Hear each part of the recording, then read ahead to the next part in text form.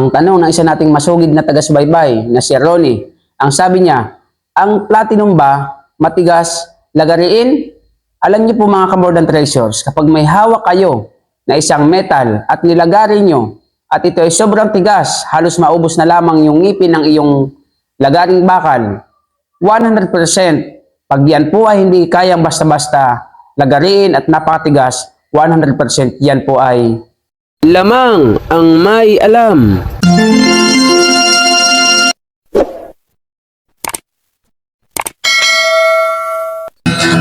Ginto pilak ang trabaho ko, pag pilates ng ginto eksperto ko.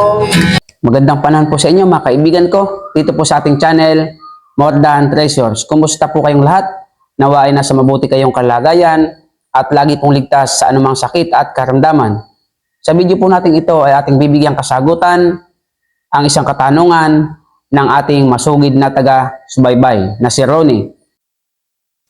Ang sabi niya ay ganito, ang platinum ba matigas lagariin?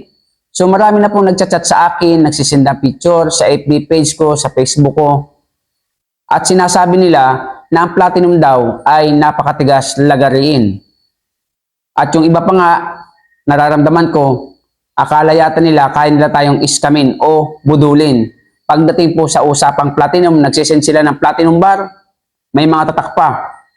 Tapos sasabihin, nilalagari nila, ubos na daw ang talim ng kanilang lagari, ay hindi pa kayang putulin.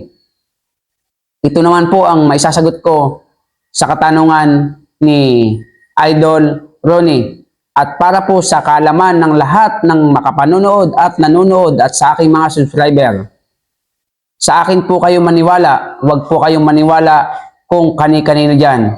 Sapagkat ang tunay na eksperto po sa platinum, yan po ay yung mga alahero. Sila po ang eksperto sa ganyan.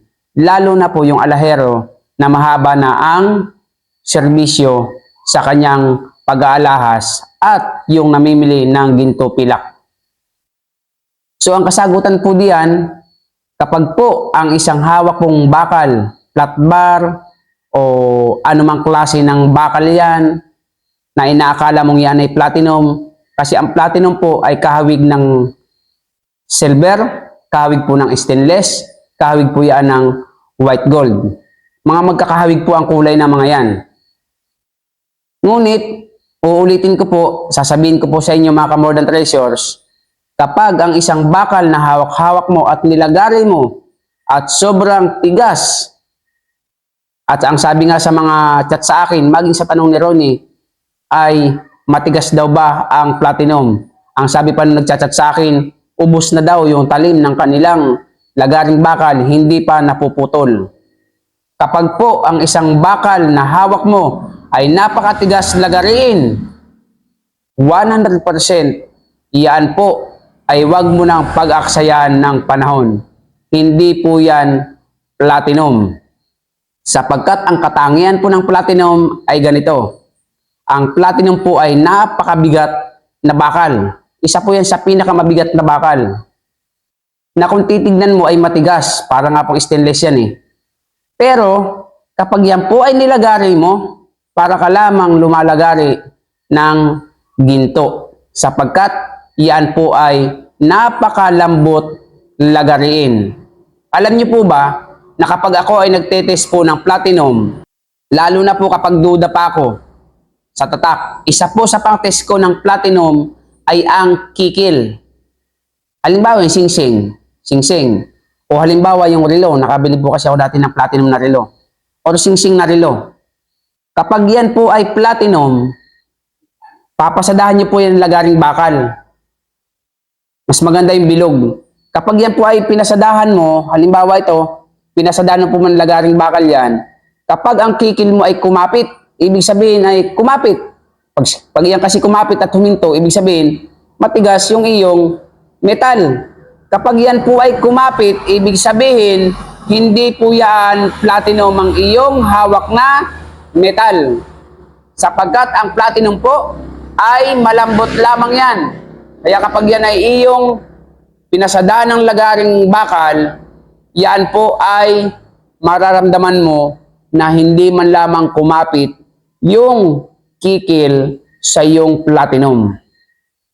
Kaya pag pinasada mo yung iyong kikil sa platinum mo, wala kang mararamdaman na pinipigilan ng platinum yung iyong kikil. Basta para ka lang ding nagkikikil halos ng kandila. Ganun yan. Matigas lang ng konti sa kandila. Pero hindi mo mararamdaman na biglang kumakapit sa kikil yung platinum. Hindi po. Kapag ang iyong kinikikil ay matigas o nilalagari mo ay matigas, yan po ay hindi platinum sapagkat napakalambot lamang pong lagariin ng platinum. So nawa po sa nagtanong kay Ronnie ay may natutunan ka at nasagot ko ng maayos ang iyong katanungan. At sa mga bagong dating, kung nagustuhan niyo po ang ating channel, pakisubscribe niyo po ang ating channel, pakihit niyo po notification bell, lagay niyo po ay all upang lagi po kayong update sa ating mga bagong videos. At kung may katanungan po kayo, meron po tayong FB page Modlan Treasures upang mag-send kayo ng mga picture po ninyo. Kung may comment po kayo sa ating comment section, paki-like and share. At sa mga ads po natin, pakiusap ko, huwag niyo pong skip upang tayo ay magkaroon ng revenue. Marami pong salamat at dun po sa request sa akin, gumawa daw po ako ng playlist ng aking video. Meron po tayong playlist. Hanapin nyo lamang po dyan. Pag kinlik nyo ang ating video, lalabas po dyan, video po to. Hanapin mo lamang po yung playlist at nandun po yung lahat ng ating video. See you in our next video. God bless po. Lamang ang may alam.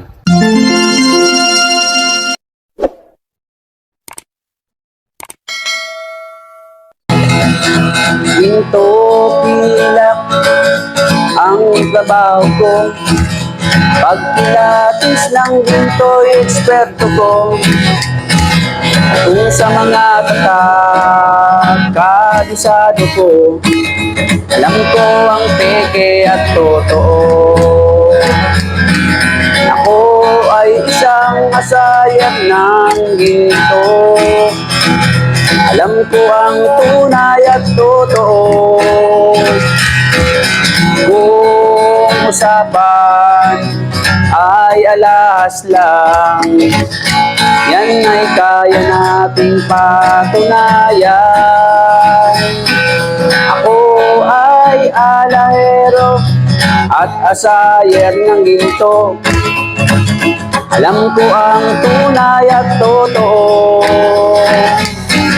Walang maitatago kung usapan ay ginto. Pagkat ang alahero'y eksperto sa ginto. Mayroon ngayong bagong pauso. Mahal daw ang bariyang 10 piso. 2001. Ang iba naman ay 5 piso. Ang iba ay 20 peso, lagpas kwelyo. Kung sila'y inyong tawagan, chat mo at kahit reply wala man lang. Pagkat ito ang katotohanan. Sa usapang barya, sila'y walang alam. Ginto pilak ang trabaho ko. Pag pilates ng ginto'y eksperto ko. At kung sa mga ay kabisado ko, alam ko ang peke at totoo. Ako ay isang asayer ng ginto. Alam ko ang tunay at totoo.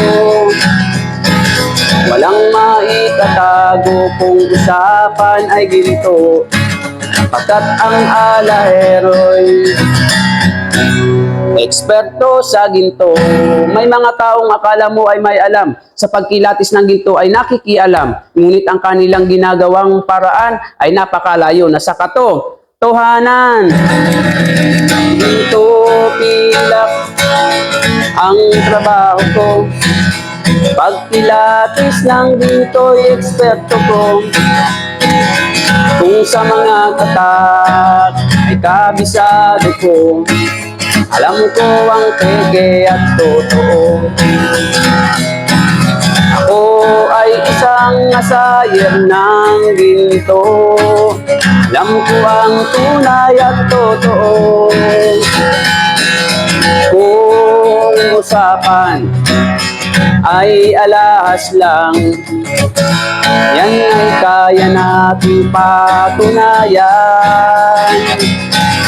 Ako ay alahero at asayer ng ginto, alam ko ang tunay at totoo. Walang maitatago kung usapan ay ginto, pagkat ang alahero'y eksperto sa ginto. Ginto pilak ang trabaho ko, pagpilatis ng ginto'y eksperto ko. Kung sa mga tatak ay kabisado ko, alam ko ang peke at totoo. Ako ay isang asayer ng ginto, alam ko ang tunay at totoo. Walang maitatago kung usapan ay ginto, pagkat ang alahero'y eksperto sa ginto. Pagkat ang alahero'y eksperto sa ginto. Lamang ang may alam.